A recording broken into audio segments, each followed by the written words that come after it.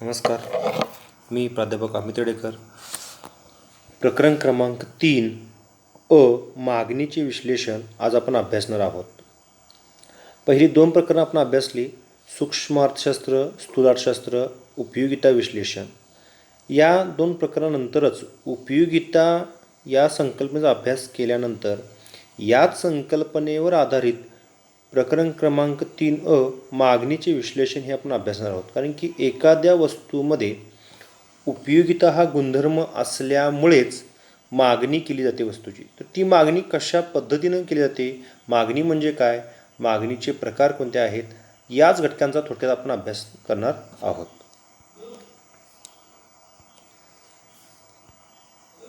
प्रस्तावना. मागणी म्हणजे इच्छा असे समजले जाते, परंतु मागणी इच्छेपेक्षा वेगळी असते. एखादी विशिष्ट गोष्ट किंवा वस्तू हवीशी वाटणे म्हणजे इच्छा होय. तर त्या वस्तूची खरेदी शक्तीचे पाठबळ आणि ते खर्च करण्याची मानसिक तयारी असणे अशा इच्छेचे रूपांतर मागणीत होते. थोडक्यात सांगायचं काय म्हटलं तर एखादी गोष्टी हवीशी वाटणे म्हणजे मागणी होत नाही. मला एखादा 10,000चा मोबाईल घ्यायचा आहे, एखादी 20 लाखाची गाडी घ्यायची आहे, अशी नुसतं आपण जेव्हा इच्छा व्यक्त करतो ती इच्छा झाली, म्हणजे हवीशी वाटणे म्हणजे इच्छा झाली. पण ती गाडी किंवा तो मोबाईल खरेदी करण्यासाठी आवश्यक जे पैशाचे पाठबळ आहे, ते पैशाचे पाठबळ ज्या व्यक्तीकडे असते किंवा पैसे आहेत आणि ते खर्च करण्याची ज्या व्यक्तीची मानसिकता असते, त्याच व्यक्तीची ती मागणी ही पूर्ण होत असते. म्हणजे काही कंजूस व्यक्ती असतात, उदाहरणार्थ घ्यायचं म्हटलं तर, की पैसे आहेत, जे पैशाचं पाठबळ आहे, खर्च करायचं पाठबळ आहे, पण पैसे खर्च करण्याची मानसिकता नाही आहे. अशा वेळेला मागणी ही पूर्ण होऊ शकत नाही. म्हणजे मागणी म्हणजे इच्छा नसून मागणी ही इच्छा, तुमची पैशाचे पाठबळ आणि खरेदी करण्याची मानसिकता असली पाहिजेत. या तिन्ही गोष्टी जेव्हा घडतील तेव्हाच मागणी ही संकल्पना पूर्ण होते किंवा मागणी ही गोष्ट पूर्ण होते. पुढील 3 अटी पूर्ण होणे आवश्यक आहे सांगितल्याप्रमाणे.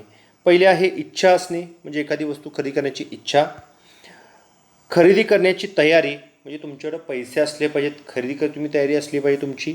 आणि खरेदी क्षमता, म्हणजे प्रामुख्याने वस्तू खरेदी करण्याची तुमची क्षमता, मानसिकता असली पाहिजेत. मागणीची संकल्पना. वेनहॅम यांची व्याख्या पाहतोय. पहिली व्याख्या आपण पाहतोय. एखाद्या विशिष्ट वेळी विशिष्ट किमतीला एखाद्या वस्तूची किती नग विकत घेतले जातील हे सांगणे म्हणजे मागणी होय. विशिष्ट वेळी विशिष्ट किमतीला एखाद्या वस्तूचे किती नग विकत घेतले जातात हे सांगणे म्हणजे मागणी होय. संध्याकाळची वेळ आहे, किराणा दुकानामध्ये गेलेलो आहे आपण, 30 रुपये दिलेले आहे दुकानदाराला आणि 1 किलो आपण साखर खरेदी केलेली आहे. तर 1 किलो साखरेची आपण मागणी केली असं म्हणतो. म्हणजे संध्याकाळची वेळ, विशिष्ट किंमत 30 रुपये प्रामुख्याने, आणि प्रामुख्याने आपण 1 किलो साखर खरेदी केलेली आहे, म्हणजे नग संख्या. ही जेव्हा प्रक्रिया घडते तेव्हाच मागणी पूर्ण होते, हे लक्षात ठेवायचं आहे. दुसरी एक तिने व्याख्या केलेली आहे. मागणी केलेल्या वस्तूची खरेदी करण्यासाठी आवश्यक असलेले पैशाचे पाठबळ व सामर्थ्य म्हणजे मागणी होय. म्हणजे थोडक्यात फक्त इच्छा असून चालत नाही, तर ती इच्छा पूर्ण करण्यासाठी पैशाचे पाठबळ व मानसिक तयारी असली पाहिजेत. म्हणजे मला 1 किलो साखर घ्यायची आहे असं आपण म्हणलं, फक्त इच्छा झाली, पण ती साखर खरेदी करण्याची मानसिकता आणि साखर खरेदी करण्यासाठी असणारे पैसे, या तिन्ही गोष्टी जेव्हा एकत्र येतात तेव्हाच मागणी पूर्ण होते, हे लक्षात ठेवायचं आहे. वस्तूमध्ये उपयोगिता असल्यामुळे मागणी होत असते. त्याच उपयोगितेला इच्छाशक्ती, खरेदी करण्याची तयारी व खरेदी क्षमता इत्यादीचे पाठबळ असणे आवश्यक असते. उदाहरणार्थ, साखरेची किंमत प्रति किलो 30 रुपये असताना एका कुटुंबाची एका आठवड्याची साखरेची मागणी 10 किलो आहे. यावरून मागणीची खालील वैशिष्ट्ये स्पष्ट होतात. 1. मागणी ही सापेक्ष संकल्पना आहे. आणि 2. मागणीला विशिष्ट वेळेचा व किमतीचा संदर्भ आवश्यक असतो. म्हणजे आपण म्हटलं की संध्याकाळच्या वेळेला आणि विशिष्ट किंमत 30 रुपये, आणि 1 किलो साखर हे संदर्भ असणे आवश्यक आहेत. ह्या दोन गोष्टी, ही दोन वैशिष्ट्य महत्त्वाची मानली जातात. लक्षात ठेवायचं आहे, मागणीची व्याख्या आपण जेव्हा पाहतो, विशिष्ट वेळी विशिष्ट किमतीला एखाद्या वस्तूचे किती नग विकत घेतले जातात हे सांगणे म्हणजे मागणी हो, हे लक्षात ठेवायचं आहे. आज आपण तुम्हाला प्रॅक्टिकली ह्या गोष्टी आता तुम्हाला थोडंसं कराव्या लागणार आहेत. तुम्ही जेव्हा हे प्रकरण किंवा हा व्हिडिओ पाहाल त्यानंतर तुम्ही थोडंसं किराणा दुकानामध्ये एखादी वस्तू खरेदी करायला गेला असेल, घरातल्याने सांगितलं असेल की घरात जाऊन साखर घेऊन ये, चहापुडी घेऊन ये, कांदे घेऊन ये, असं काही सांगितलं असेल. जेव्हा तुम्ही पैसे घेऊन दुकानात खरेदी जाता त्यावेळी ही व्याख्या तुम्ही आठवायची आहे. प्रॅक्टिकली जेव्हा तुम्ही ही गोष्ट करायला जाल तेव्हा आपोआपच तुम्हाला ही व्याख्या समजेल आणि पटकन लक्षात तुम्हाला येईल. मागणी पत्रक. आता आपण मागणी म्हणजे काय हे पाहिलेलं आहे. तर मागणी पत्रक पाहतोय. प्रामुख्याने एखाद्या विशिष्ट वस्तूची किंमत आणि त्या वस्तूची मागणी यातील कार्यात्मक संबंध ज्या सारणीद्वारे दर्शविला जातो त्याला मागणी पत्रक असे म्हणतात. म्हणजे थोडक्यात वस्तू विशिष्ट किमतीला किती वस्तू विकत घेतल्या जातात हे दर्शवणारं जे कोष्टक असतं, तक्ता असतो, त्याला आपण सारणी असं म्हटलेलं आहे, त्याला मागणी पत्रक असं म्हणतात. या मागणी पत्रकाचे प्रामुख्याने 2 प्रकार आहेत. एक आहे वैयक्तिक मागणी पत्रक, दुसरं आहे बाजार मागणी पत्रक. पहिला प्रकार पाहतोय आपण वैयक्तिक मागणी पत्रक. वैयक्तिक मागणी ही एका व्यक्तीने किंवा एका ग्राहकाने केलेली मागणी आहे.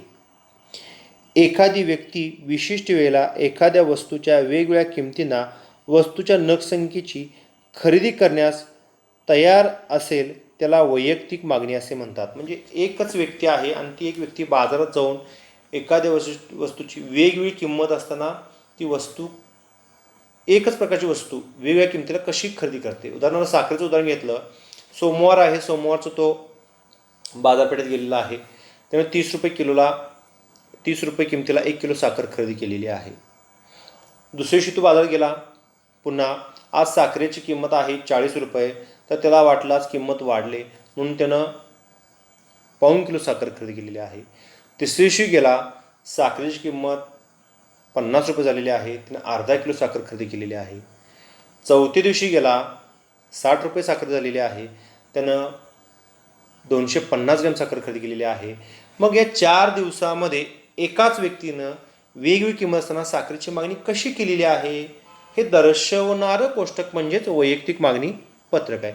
साध्या उदाहरणाच्या माध्यमातून पाहतोय, कोष्टक पाहतोय त्याचं आणि पाहतोय. सफरचंदाची किंमत. एक साधं सोपं मी कोष्टक तुम्हाला दिलेलं आहे. पुस्तकामध्ये देखील एवढं साधं कोष्टक दिलेलं नाही आहे. हे कोष्टक तुम्ही सहज लक्षात ठेवू शकता. कोष्टक काल्पनिक आहे. प्रामुख्याने आपल्याला पटकन लक्षात यावं, परीक्षेच्या वेळेला गोंधळ होऊ नये, सहज आकडेवारी लक्षात यावी या दृष्टिकोनातून हे कोष्टक तुम्हाला मी दिलेलं आहे. साधं सोपं कोष्टक दिलेलं आहे. सफरचंदाची किंमत 1, 2, 3, 4 रुपये आहे. सफरचंदाची मागणी 5, 4, 3, 2, 1 प्रति किलो असं दर्शवलेली आहे. म्हणजे 1 रुपये किंमत असताना 5 किलो सफरचंद खरेदी केलेले आहेत. 2 रुपये किंमत असताना 4 किलो सफरचंद खरेदी केलेले आहेत. 3 रुपये किंमत असताना 3 किलो सफरचंद खरेदी केलेले आहेत. 4 रुपये किंमत असताना 2 किलो सफरचंद खरेदी केलेले आहेत आणि 5 रुपये किंमत असताना 1 किलो सफरचंद खरेदी केलेली आहेत. प्रामुख्याने या ग्राहकाचे हे वैयक्तिक मागणी पत्रक आहे. आपण टायटलवरती पाहिलेलं आहे. तर या ग्राहकानं ही किंमत असताना कशा पद्धतीनं मागणी केलेली आहे हे तर पाहायला मिळते. त्याचं आकृती पाहतो त्याची. यामध्ये क्ष असे तर अक्ष दाखवलेले आहेत. वैयक्तिक मागणी पत्रक दाखवलेलं आहे. 1, 2, 3, 4, 5 या अक्षावर सफरचंदाची किंमत आणि क्ष अक्षावर सफरचंदाची मागणी दर्शवलेली आहे. साधारणपणे 1 रुपये किंमत असताना 5 नगांची मागणी आणि 5 रुपये किंमत असताना 1 नगांची मागणी. आपण याच्यामध्ये ऑरेंज कलरची जी रेष दाखवली आहे, म हा जो मागणी वक्र दाखवलेला आहे तो वैयक्तिक मागणी वक्र आपल्याला पाहायला मिळतो. हा मागणी वक्र नेहमी डावीकडून उजवीकडे वरून खाली जाणार असतो. कारण कोष्टकामध्ये आणि आकृतीमध्ये जर तुम्ही पाहिला तर वस्तूची किंमत आणि वस्तूची मागणी यांच्यात नेहमी विरुद्ध व्यस्त संबंध असतो. ए या ग्राहकाने वैयक्तिक मागणी पत्रक दर्शवलेले आहे. यामध्ये ए या ग्राहकाने सफरचंदाची किंमत अनुक्रमे 1, 2, 3, 4 व 5 रुपये अशी असताना सफरचंदाची मागणी मात्र 5, 4, 3, 2 व 1 अशी करताना वरील पत्रकात पाहायला मिळते. यावरून असे दिसून येते की जसजशी वस्तूची किंमत वाढत जाते तसतसे सफरचंदाची मागणी देखील कमी होताना पाहायला मिळते. हे कोष्टकाचं स्पष्टीकरण आहे. तर वरील आकृतीत य अक्षावर सफरचंदाची किंमत आणि क्ष अक्षावरती सफरचंदाची मागणी दर्शवलेली आहे. किंमत व मागणी यांमधील व्यस्त संबंध दाखवणारा म हा मागणी वक्र डावीकडून उजवीकडे खाली जाणारा पाहायला मिळतो. नेहमी लक्षात ठेवायचं आहे, परीक्षेला अनेक वेळा चूक बरोबरला प्रश्न याच्यावरती विचारलेला आहे. मागणी वक्र हा नेहमी डावीकडून उजवीकडे वरून खाली येणारा असतो. याचं कारण वस्तूची किंमत आणि वस्तूची मागणी यांच्यात नेहमी विरुद्ध संबंध असतो. त्याला अर्थशास्त्रीय भाषेत व्यस्त संबंध असं देखील म्हटलेलं आहे.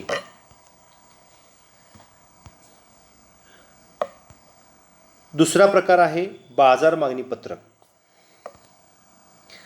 विशिष्ट वेळेला विशिष्ट किमतीला बाजारातील सर्व ग्राहकांकडून एकाच प्रकारच्या वस्तूची एकूण नग संख्या खरेदी केली जाते, तिला बाजार मागणी असे म्हणतात. म्हणजे आपण सफरचंदाचं घेतलं, ए हा ग्राहक घेतलेला आहे सफरचंदा संदर्भात, तसे आपण 3 ग्राहक घेतले आणि 3 ग्राहकांनी वेगवेगळी किंमत असताना सफरचंदाची मागणी कशी केलेली आहे याचा अभ्यास करून त्यांची तिघांची पण बेरीज जेव्हा करतो ती बेरीज म्हणजेच बाजार मागणी होय.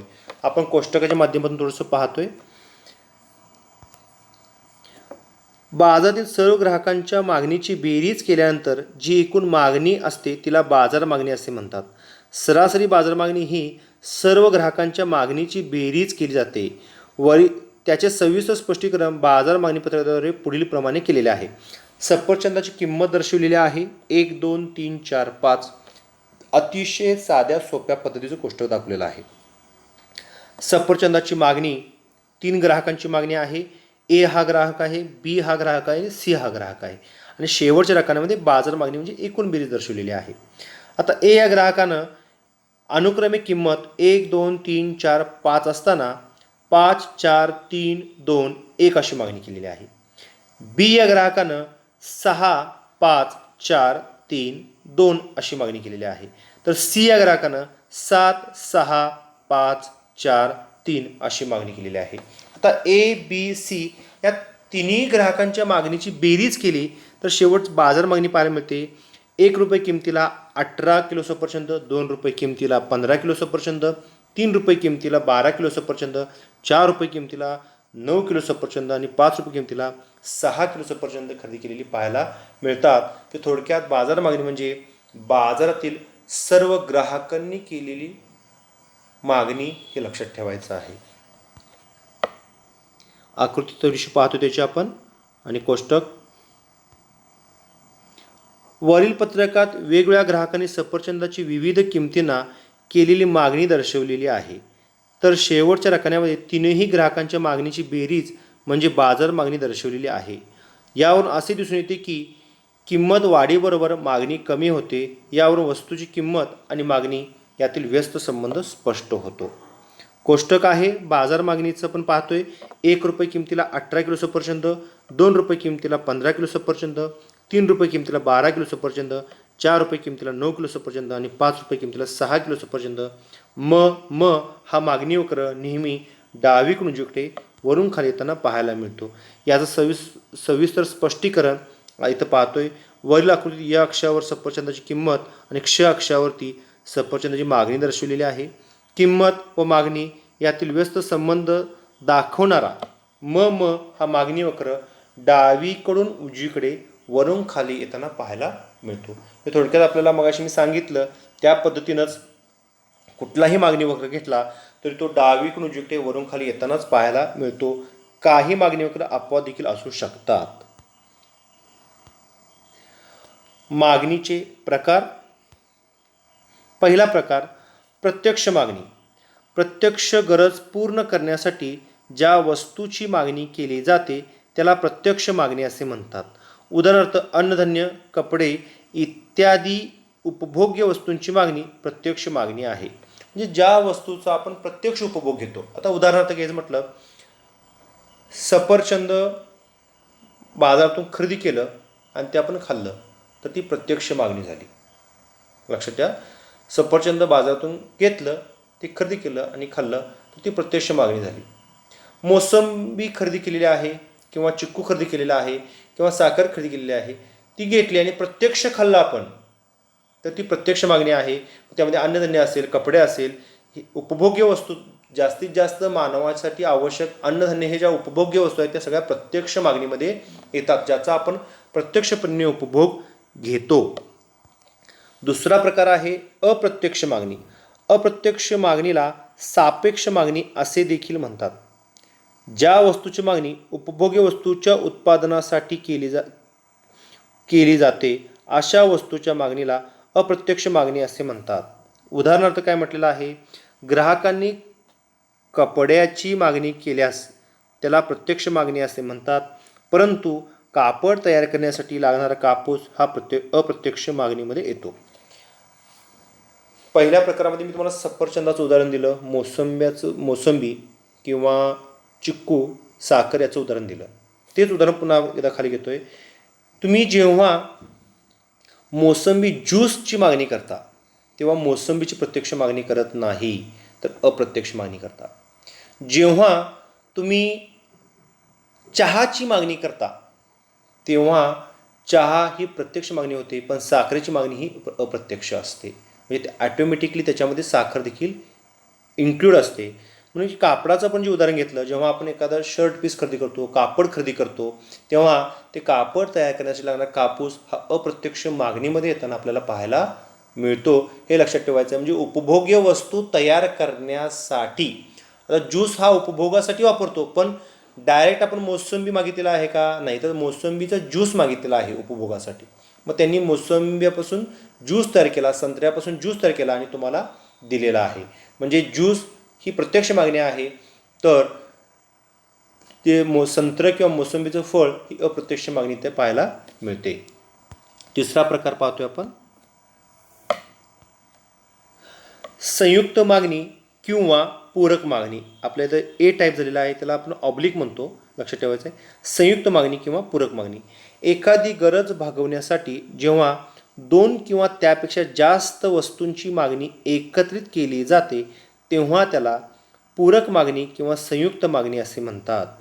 उदाहरणार्थ, चहाची गरज पूर्ण करण्यासाठी साखर, चहापूड, दूध, पाणी, गॅस इत्यादी वस्तूंची मागणी एकाच वेळी करणे याला संयुक्त मागणी असे म्हणतात.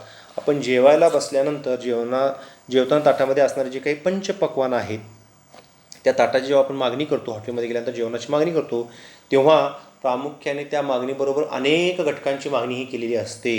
त्याला आपण संयुक्त मागणी असं म्हणतो. म्हणजे चहा आपण जेव्हा प्यायला मागतो त्यावेळेला त्या चहाबरोबर दूध, साखर, पाणी, गॅस या वस्तूची देखील मागणी केलेली असते. म्हणजे आपण संयुक्त मागणी असं म्हटलेलं आहे. संमिश्र मागणी. एखाद्या विशिष्ट वस्तूचा वापर जेव्हा अनेक गरजा पूर्ण करण्यासाठी केला जातो तेव्हा अशा वस्तूंच्या मागणीला संमिश्र मागणी असे म्हणतात. आता संमिश्र मागणी असे म्हणतात का म्हटलेलं आहे, उदाहरण बघतोय, वीज, पाणी इत्यादी वस्तूंची मागणी संमिश्र मागणी आहे. का? तर हे घटक आपण जरी खरेदी केले तर ते अनेक कारणांसाठी वापरू शकतो. पाणी पिण्यासाठी वापरतो, आंघोळीसाठी वापरतो, कपडे धुण्यासाठी वापरतो, शेतीसाठी वापरतो, उद्योगासाठी वापरू शकतो. वीज घरगुती कारणासाठी वापरू शकतो, व्यवसायासाठी वापरू शकतो, शेतीसाठी देखील वापरू शकतो. म्हणून एकाच वस्तूचा वापर अनेक कारणासाठी जेव्हा करतो तेव्हा त्याला आपण संमिश्र मागणी असं म्हणतो. संमिश्र मागणीमध्ये असणाऱ्या वस्तू ह्या कमी प्रमाणात असतात, हे लक्षात ठेवायचं आहे. 5. स्पर्धात्मक मागणी किंवा पर्यायी वस्तूंची मागणी. पर्यायी आणि स्पर्धात्मक एकमेकाला या दोन्ही और आहेत. एकमेकांना पर्याय ठरवू शकणाऱ्या वस्तूंच्या मागणीला स्पर्धात्मक मागणी असे म्हणतात. उदाहरण घेतलं आहे, चहाला पर्याय कॉफी आणि साखरेला पर्याय आहे गूळ. ह्या स्पर्धा करणाऱ्या वस्तू आहेत. प्रामुख्याने भारतीय लोक प्रामुख्याने जास्तीत चहा हा पेय जास्त करून पितात. कॉफीचं प्रमाण कमी पिण्याचं आहे. पण जेव्हा चहाची किंमत वाढेल, कॉफी चहापेक्षा थोडीशी महाग असते, पण जेव्हा साखरेची किंमत वाढेल, चहाची किंमत वाढेल, तेव्हा लोक चहा पिण्याऐवजी कॉफी प्यायला सुरुवात करतील. का? तर चहाची आणि कॉफीची किंमत थोडीशी इक्वलंट होईल, स्पर्धात्मक आहेत. थोडीशी कॉफी महाग आहे, तरी पण चहाची किंमत वाढल्यामुळे कॉफीची मागणी वाढू शकते. चहाची किंमत कमी झाली की आपोआपच कॉफीची किंमत देखील कमी होते. तसंच साखर आणि गुळामध्ये पारंपरिक घटक आहे गुळ, त्यानंतर साखरेची निर्मिती झालेली आहे. पण साखर थोडीशी बाजारपेठेमध्ये स्वस्त आहे, टिकाऊ आहे, म्हणून साखर जास्त वापरतो. पण साखरेची किंमत थोडीशी वाढली तर भविष्यात गुळाची मागणी वाढू शकते. गुळाची किंमत कमी झाली की ॲटोमॅटिकली साखरेची मागणी कमी होऊ शकते, कारण त्या एकमेकाला पर्यायी वस्तू आहेत, हे लक्षात ठेवायचं आहे. 6वा प्रकार आपण पाहतोय. 6 प्रकार आपण 5 प्रकार या ठिकाणी मागणीचे आपण अभ्यासलेले आहोत. प्रामुख्याने याच्यामध्ये मागणीचे जे काही प्रकार आपण अभ्यास असतो, प्रत्यक्ष मागणी, अप्रत्यक्ष मागणी, संयुक्त मागणी, संमिश्र मागणी, स्पर्धात्मक मागणी, याच्यावरती टिपा लिहायला, फरक स्पष्ट करायला प्रश्न येऊ शकतो. पुढचा आहे मागणी निर्धारित करणारे घटक, म्हणजे मागणी ठरवणारे किंवा मागणीवर परिणाम करणारे घटक कोणकोणते आहेत. त्यातला पहिला घटक आहे किंमत. सगळ्यात अतिशय महत्त्वाचा हा घटक आहे किंमत. याचा सगळ्यात जास्त परिणाम मागणीवरती होत असतो. मागणीवर परिणाम करणारा अत्यंत महत्त्वाचा घटक म्हणजे किंमत होय. वस्तू किंमत वाढल्यास मागणी कमी होते, याउलट किंमत कमी झाल्यास मागणी वाढते. दुसरं आहे उत्पन्न. उपभोक्त्याच्या उत्पन्नात वाढ झाल्यास मागणी वाढते, याउलट उपभोक्त्याच्या उत्पन्नात घट झाल्यास मागणी कमी होते. उपभोक्ता म्हणजे ग्राहकाचं उत्पन्न वाढलं की साहजिकच तो मागणी वाढवतो. ग्राहकाचं उत्पन्न कमी असेल तर मागणी कमी करतो, म्हणजे ग्राहकाच्या उत्पन्नाचा देखील मागणीवरती परिणाम होतो. तिसरे आहे लोकसंख्या. लोकसंख्या वाढीचा वस्तूच्या मागणीवर मोठा परिणाम होतो. वस्तूच्या मागणीत सगळ्यात जास्त प्रभाव करणारा आणखीन एक घटक म्हटलं तर लोकसंख्या. आज आशिया खंडामध्ये भारत हा लोकसंख्येच्या बाबतीत महत्त्व देश मानला जातो, कारण भारताची लोकसंख्या जगातली 2 नंबरची लोकसंख्या आहे. त्यामुळे सगळ्यात आशिया खंडातली एक मोठी बाजारपेठ म्हणून याच्याकडे पाहिलं जातं. ज्या देशाची लोकसंख्या जास्त असते त्या देशामध्ये वस्तूंची मागणी जास्त असते. ज्या देशाची लोकसंख्या कमी असते त्या देशामध्ये वस्तूची मागणी कमी असते. आता प्रामुख्याने लोकसंख्या वाढीचा वस्तूच्या मागणीवर मोठा परिणाम होतो. लोकसंख्या वाढल्यास वस्तूची मागणी वाढते, याउलट लोकसंख्या घटल्यास वस्तूची मागणी कमी होते. 4 नंबर आहे आवडीनिवडी, सवयी व फॅशन. उपभोक्त्याच्या आवडीनिवडी, छंद, सवयी, फॅशन इत्यादीमध्ये बदल झाल्यास संबंधित वस्तूच्या मागणीत मोठा बदल होतो. आता आवडीनिवडी, सवयी, फॅशन जसं प्रगती होत असेल तसं तंत्रज्ञानाबरोबर वस्तूंच्या गुणवत्तेमध्ये, टेक्नॉलॉजीमध्ये, वस्तूच्या क्वालिटीमध्ये, फॅशनमध्ये बदल होत असतो. पूर्वी गांधी टोपी ही सगळ्यात जास्त प्रसिद्ध होती, पण फॅशन बदलली, गांधी टोपीची मागणी कमी झाली. आज बाजारपेठेमध्ये जीन्स कन्सेप्ट आलेले आहे. जीन्सच्या पॅन्टांना मागणी जास्त पाहायला मिळते. आज मार्केटमध्ये मोबाईल क्रांती झालेली आहे. आज टचस्क्रीन मोबाईलची मागणी सगळ्यात जास्त पाहायला मिळते. लॅपटॉपची क्रांती झालेली आहे. लॅपटॉपची मागणी पाहायला मिळते. म्हणजे फॅशन, सवय याच्यामुळे मागणीत बदल आपल्याला पाहायला मिळतो. 5 उत्पन्नाचे वाटप. उत्पन्न व संपत्तीच्या वाटपात असमानता किंवा विषमता असल्यास मागणी कमी असते. याउलट उत्पन्न व संपत्तीच्या वाटपात समानता किंवा विषमता कमी असल्यास मागणी अधिक असते. देशात श्रीमंत आणि गरीब याच्यामध्ये मोठी दरी असेल तर मागणी कमी असते, आणि श्रीमंत व गरीब यांची दरी कमी असेल तर मागणी जास्त पाहायला मिळते. 6 नंबर भविष्यकालीन किमतीचा अंदाज. भविष्यकालीन वस्तूच्या किमतीच्या अंदाजाचा परिणाम मागणीवरती होत असतो. भविष्यात एखाद्या वस्तूची किंमत कमी होणार असेल तर वर्तमान काळात त्या वस्तूची मागणी कमी होते. या उलट भविष्यात वस्तूची किंमत वाढणार असेल तर वर्तमान काळात वस्तूची मागणी वाढते. आता एक सोपं उदाहरण तुम्हाला सांगतो. आपल्याला टी व्हीवरती संध्याकाळी समजा 5 ते 6 वाजता बातमी लागली की उद्यापासून पेट्रोल 4 रुपयानं महाग होणार आहे. तर उद्यापासून म्हणजे रात्री 12 नंतर पेट्रोल 4 रुपयानं महाग होणार आहे असं जेव्हा जाहीर केलं जातं तेव्हा पेट्रोल पंपावरती बातमी लागल्यानंतर लगेचच रांगा लावून लोक पेट्रोल 10 ते 12 लिटर खरेदी करायला सुरुवात करतात. का तर 12 नंतर रात्री 12 नंतर भविष्यात 4 रुपयानं पेट्रोल महाग होणार आहे म्हणून वर्तमान काळात त्या पेट्रोलची मागणी वाढलेली आहे. हे लक्षात ठेवायचं आहे. त्या ठिकाणी बातमी उलटी लागली समजा की पेट्रोल उद्या 3 रुपये स्वस्त होणार आहे अशी बातमी लागली तर पंपावर पेट्रोल टाकायला जाणारा ग्राहक देखील थांबतो आणि उद्या पेट्रोल टाकूया म्हणतो. का तर पेट्रोल उद्या 3 रुपयानं स्वस्त होणार आहे. म्हणजे प्रामुख्याने भविष्य काळात किमतीचा परिणाम हा वर्तमान काळात वस्तूच्या मागणीवरती होताना पाहायला मिळतो. हे वस्तुस्थितीवर आधारित ही घटक यांनी इथं मांडलेले आहेत. 7. जाहिरात. ज्या वस्तूंची जाहिरात रेडिओ, दूरदर्शन, वर्तमानपत्रे इत्यादी प्रसिद्ध माध्यमांच्याद्वारे प्रभावीपणे केली जाते अशा वस्तूंच्या मागणीत वाढ होते. याउलट ज्या वस्तूंची जाहिरात केली जात नाही अशा वस्तूंची मागणी कमी असते. म्हणजे एक म्हण आहे मराठीमध्ये, न बोलणाऱ्याचं सोनं देखील खपत नाही पण बोलणाऱ्याचे दगड देखील खपतात. म्हणजे थोडक्यात तुम्ही ज्या वस्तूचं उत्पादन घेता त्या वस्तूची जाहिरात करणे खूप महत्त्वाचं आहे.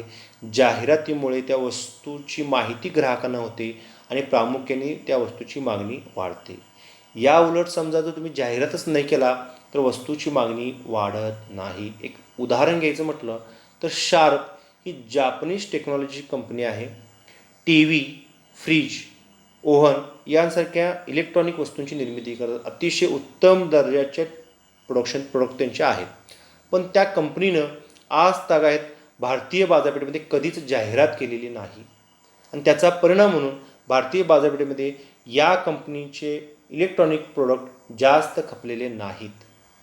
या उलट सॅमसंग, सोनी यांसारख्या कंपन्यांनी जाहिराती करून आपलं उत्पादन जास्त खपवण्याचा प्रयत्न केलेला आहे. म्हणजे जाहिरातीचा परिणाम हा मागणीवरती होत असतो. 8 नंबर, करविषयक धोरण. सरकारच्या करविषयक धोरणाचा मागणीवरती मोठा परिणाम होत असतो. कराचे दर अधिक असतील तर वस्तूची किंमत वाढते, परिणामी वस्तूची मागणी कमी होते. या उलट कराचे दर कमी असल्यास वस्तूची किंमत कमी होते, वस्तूची मागणी वाढते. म्हणजे सरकारचा करविषयक धोरणाचा मागणीवरती परिणाम होतो.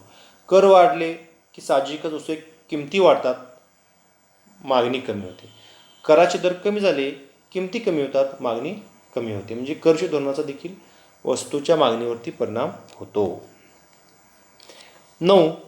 पर्यायी वस्तूंच्या किमती.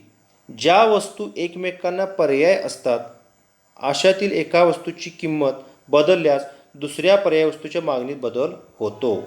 उदाहरणार्थ म्हटलं तर चहाची किंमत वाढल्यास कॉफीची मागणी वाढते. या उलट चहाची किंमत कमी झाल्यास कॉफीची मागणी कमी होते. साधा सोपं आपल्याला हे उदाहरण इथं दिलेलं आहे. प्रामुख्याने 10वा प्रकार आपण बघतोय, पूरक वस्तूंच्या किमती. एखाद्या वस्तूच्या किमतीत बदल झाल्यास त्याचा परिणाम त्याच्या पूरक वस्तूंच्या मागणीवरती होतो. आता पूरक वस्तू कोणत्या तर एकमेकाला अनुसरून असणाऱ्या, उदाहरणार्थ मोबाईल म्हणजे हँडसेट आणि टेलिकॉम कंपन्या, एअरटेल, BSNL ह्या. तसंच गाडी आणि इंधन. जर इंधनाच्या किमती वाढल्या तर गाड्यांची मागणी कमी होते, इंधनाच्या किमती कमी झाल्या गाड्यांची मागणी वाढते. आता पहिलं जे उदाहरण घेतलं की हँडसेट कंपन्या, मोबाईल विक्री कंपन्या आणि टेलिकॉम सर्व्हिस प्रोव्हाइड करणाऱ्या कंपन्या म्हणजे तुमचे सिम कार्ड प्रोव्हाइड करणाऱ्या कंपन्या, जेव्हा भारतीय बाजारपेठेमध्ये इनकमिंग आउटगोईंगचे दर जास्त होते, म्हणजे इनकमिंग साधारणतः 2 रुपये आणि आउटगोईंग 3 रुपये दर होता, तेव्हा हँडसेट, मोबाईल हे विकले जात नव्हते. जेव्हा कंपन्यांनी इनकमिंग फ्री, आउटगोईंग 50 पैसे म्हणा, आता अनलिमिटेड केलेलं आहे, तेव्हा मोठ्या प्रमाणात हँडसेटची विक्री ही झालेली आहे. म्हणजे एकमेकाला या पूरक वस्तू आहेत, यातल्या एका जरी किमतीत बदल झाला तर साहजिकच दुसऱ्या वस्तूच्या मागणीत परिणाम होतो. हँडसेटच्या किमती वाढल्या, टेलिकॉम कंपन्यांची मागणी कमी होणार आहे सिम कार्डच्या किमती वाढल्या तर मोबाईलची मागणी कमी होणार आहे हँडसेटची. तसं इंधनाचे दर वाढले तर गाड्यांची मागणी कमी होणार आहे आणि इंधनाचे दर कमी झाले तर गाड्यांची मागणी होणार आहे. गाड्यांचे दर वाढले तर गाड्यांची मागणी कमी होणार आहे, त्याचबरोबर इंधनाची पण मागणी कमी होणार आहे. म्हणजे या पूरक वस्तू आहेत हे लक्षात आलं पाहिजेत. 11. इतर घटक. नैसर्गिक परिस्थिती, तंत्रज्ञानातील बदल, सरकारी धोरण, रूढी आणि परंपरा इत्यादी देखील वस्तूच्या मागणीवरती परिणाम करत असतात. म्हणजे नैसर्गिक परिस्थिती म्हणजे प्रामुख्याने दुष्काळ पडला, अतिवृष्टी झाली, सुनामी आली, याचा परिणाम देखील वस्तूच्या मागणीवरती होत असतो, हे लक्षात ठेवायचं आहे. इथंपर्यंत आपण मागणीचे विश्लेषण या प्रकरणामध्ये थोडक्यात प्रस्तावना पाहिलेली आहे. मागणी म्हणजे काय, मागणी कोणत्या 3 घटकावर अवलंबून असते, म्हणजे इच्छा, खरेदी शक्तीची मानसिकता आणि पैसे, हे 3 घटक असतील तर मागणी आपण करू शकतो. मागणीची व्याख्या पाहिलेली आहे, मागणीचे प्रकार पाहिलेले आहेत आणि मागणीपत्रक, प्रामुख्याने वैयक्तिक मागणीपत्रक, बाजार मागणीपत्रक हे तुम्ही पाहिलेले आहेत आणि मागणीवर परिणाम करणारे 11 घटक आपण अभ्यासलेले आहोत. प्रकरण क्रमांक 1 भाग 2 आपण महत्त्वाचा जो भाग आहे मागणीचा सिद्धांत आणि मागणीतील विश्लेषण किंवा बदल, हे 2 घटक आपण अभ्यासणार आहोत. धन्यवाद.